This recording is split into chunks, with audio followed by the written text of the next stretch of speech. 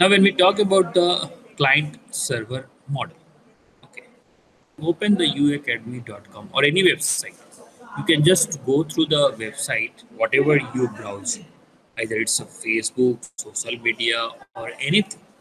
So when you open the particular website, and you will be having so many tabs.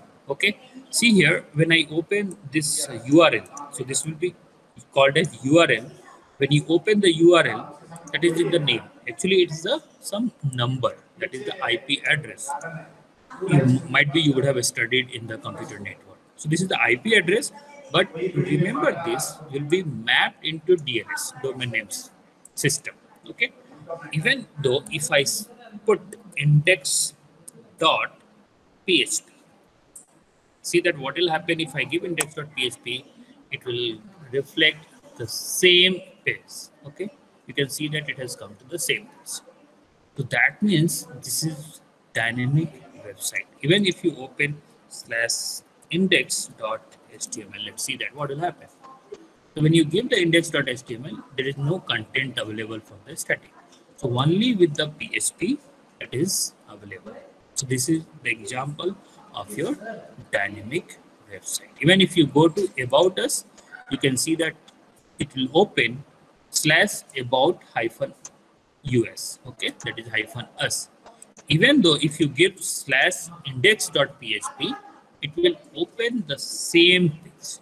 So what happened when you want to change this certain content, you have a single login system where you can easily change this. See, now it's opening because it's taking time to load. Okay, so what happened if I give index.php here, you can see here this will open the same page. So this is your dynamic website. So what does it dynamic website? So it will be having a login system where if I want to change the content, collaborate with instructor, I can able to change. But in a static website, what you have to do, you have to edit. First, you have to download the particular page, edit, then again upload, then it will work on the server. But here in the second, you can able to update the content. So that is your dynamic website and static website. Got it, everyone? The next thing, see, as I said, how the client and server request. See, generally we all have the habit of just download movies or download songs. So in the Google, you open and just type download any movie name. So like recently it has released Godzilla versus Godzilla versus King Kong full movie. Okay, so like this you will type. Okay, you can see that the moment you type here, you can see here, sorry, you can see the answer here. There is so many results are available on the Google. So it shows you that this many pages are available on the Google. Point number one. Point number two, the moment you type here, okay, so it took a 0.71, that is less than 1 second to fetch the data from the Google server. Or you can say the worldwide. So this all server is not available on Google. So it's available on different location, but it fetch within the 1 second. So now you gave the request. What was the request? You can see in the browser URL. That means you can see here google.com/search. You can see the question mark. Q, that means query. Query is equal to what?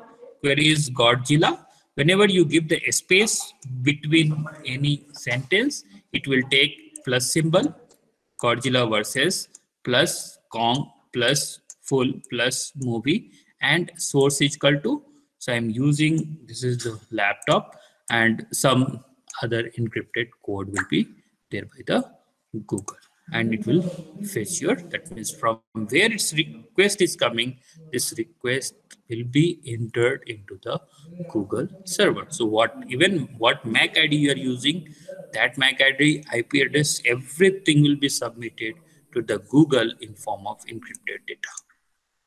So this how actually the request. So the moment you give the request, within 1 second, the response has come to the browser. The result is appeared here. So this is actually your, this how the request and response works. Got it?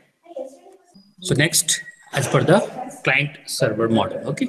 So client server model, actually what is its general meaning, I will tell you that, okay, whenever that your system, whenever you browse anything on the Google, so your system will be treated as a client, and where those files are available, because those files are available 24 by 7, so that will be considered as a server. This is a very simple meaning of client server.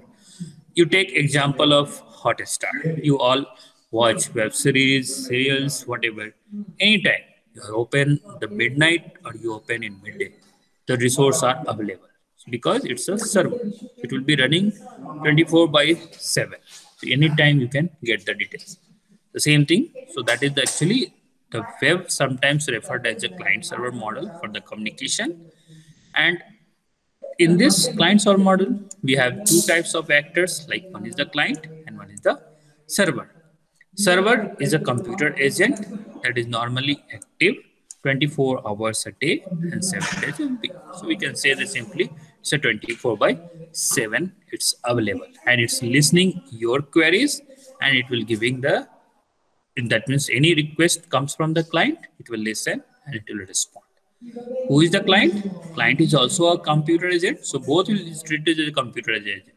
So here you are getting the response, here you are giving the request. So computer agent that makes request and receive response from the server in the form of response code, image, text file, audio file, video file, whatever the file type you have, you see the result, graphical animation, everything on your browser, that is the result as a client.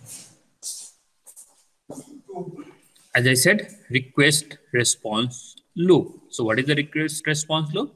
Within the client server model, the request response loop is most basic mechanism on the server for receiving request and transmitting data into the response. As I said, right? So this is the simplest steps where the client give the request, come to the server, and it's give the response to the client. The client generally it's initiate the request, okay, to the server. When it's come to the server, server will get the response, and that will include some resource whichever going to be displayed on the browser, like in the form of HTML files, image, and some other data, and it will be the loop will be keep continuing until you will be keep giving a request. So you, the moment you give the request, you will get the response. So that is called as actually request response loop.